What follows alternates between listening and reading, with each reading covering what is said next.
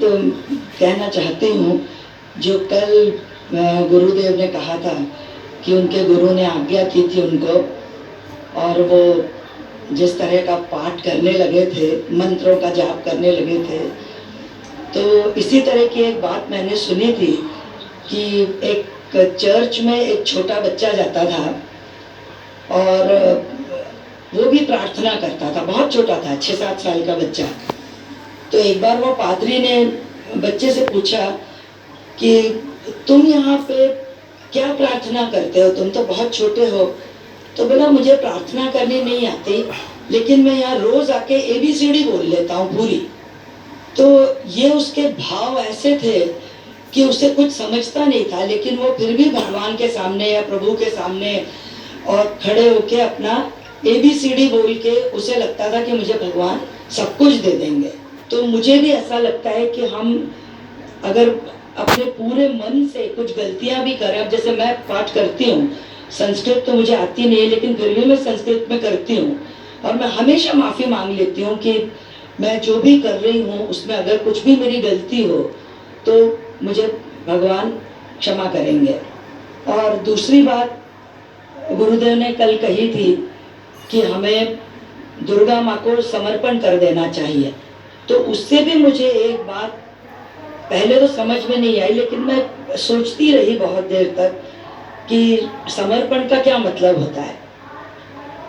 तो मैंने कहीं पढ़ा था, वो चीज़ मुझे याद आई कि जब हमें नींद नहीं आती रात को तो हम बहुत सारी बातें सोचना शुरू कर देते हैं कि शायद हमें नींद आ जाए।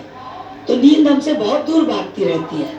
तो हम नींद के और अपने बीच में जो है वो एक दीवार खड़ी कर लेते हैं। तो हमें जब सोने जाना होता है तो हमें कुछ भी सोचना नहीं चाहिए।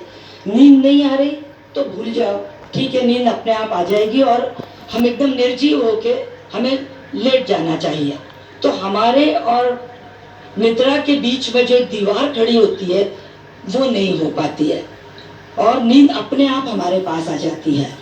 इसी तरह हमें दुर्गा जी के सामने कुछ भी मांगना नहीं चाहिए, कुछ भी सोचना नहीं चाहिए। वो खुद हमारे पास आके हमारी सारी जो समस्याएं हैं वो दूर करती हैं। और गुरुदेव के साथ हम इतने सालों से जुड़े हैं, तो मुझे ऐसा लगता है कि गुरुदेव खुद हमारे मन की बात जान लेते हैं और हमारे परिवार को, हमारे बच्चों को, हम लोगों को। मुझे भी डायबिटीज थी और अब मेरी डायबिटीज मैंने ऐसी है कि अगर मैं दवा ना भी लूं तो मुझे चल जाएगा। बिल्कुल डायबिटीज मेरी खत्म हो चुकी है, जबकि मैंने कभी गुरुदेव से प्रार्थना नहीं की कि मेरी डायबिटीज ठीक करिए। लेकिन जब यहाँ आती हूँ उसके बाद मेरी डायबिटीज एकदम ठीक हो चुकी है। I am non diabetic. तो ये बहुत बड़ी बात होती है कि बिना मांगे गुरुदेव हम सबको बहुत कुछ देते हैं। बस हम लोग बीच में दीवार ना खड़ी करें, अहम की हो या लालच की हो, कोई किसी भी तरह की हम दीवार खड़ी ना करें और हम गुरुदेव को समर्पित हो जाएं। अब गुरुदेव कहेंगे मुझे नहीं, दुर्गा जी को, तो दुर्गा जी को समर्पित हो जाएं। बस इतना ही मैं कहना चाहती हूँ। और गुरु माँ को तो मैं और क्या कहूँ, गुरु माँ खुद इतनी अच्छी है। इन लोगों का प्यार ऐसे हम लोगों को मिलता रहे। नमस्कार। परम पूज्य गुरुदेव, परम पूज्य गुरु माँ के चरणों में नमन। परम पूज्य गुरु माँ का जन्मदिन, जन्मोत्सव आज हम यहाँ मना रहे हैं। उसके लिए गुरु माँ को बधाई दूँ या पूज्य गुरुदेव को बधाई दूँ या मनदीप जी को बधाई दूँ, और मुझे लगता है इन सबके साथ साथ आप सबको भी बहुत बहुत बधाई, हम सबको भी बहुत बहुत बधाई कि परम पूज्य गुरु माँ का आशीर्वाद, उनकी कृपा हमें इस तरह हमारे नसीब में है। ये हमारा बहुत बड़ा सौभाग्य है।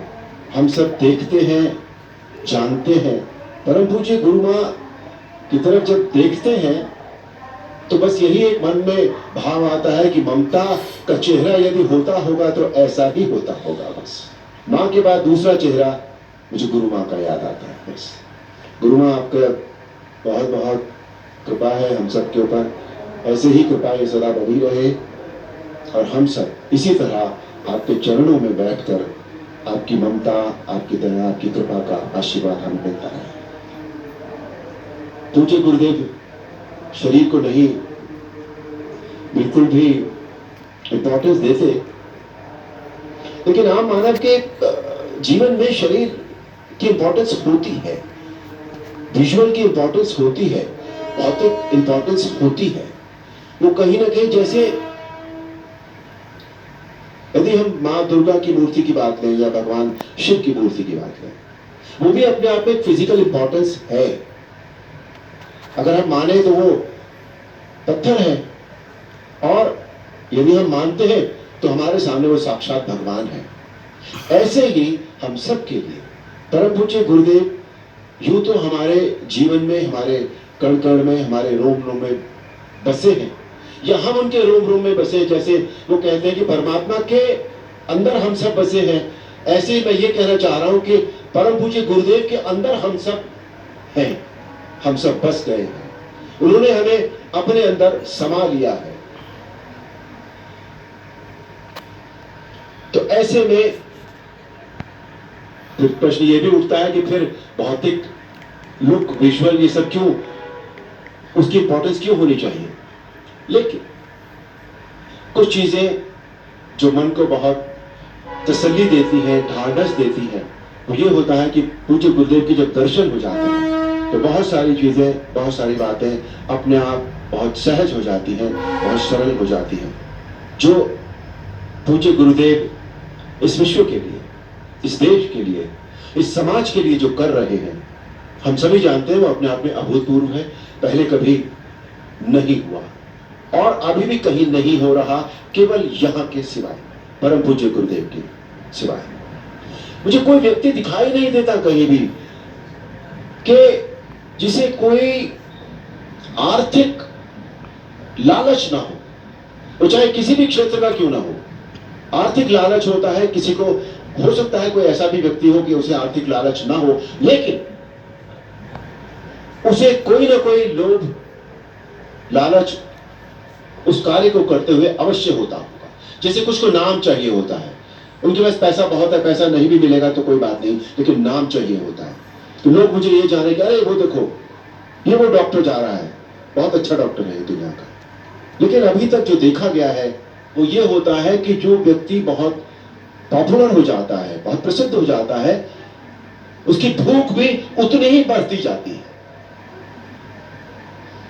क्योंकि उसे लगता है मैं आया ही इसलिए हूं यहां पर इस दुनिया में। वो ये भूल जाता है कि वो कैसे यहां तक पहुंचा है। उसे लगता है मैं बना ही इसलिए था, और ये बात उसकी भूख को और बढ़ा देती है। तो इनके पास पैसा है, उन्हें और बहुत पैसा चाहिए। इनके पास नाम है, उन्हें और बहुत नाम चाहिए।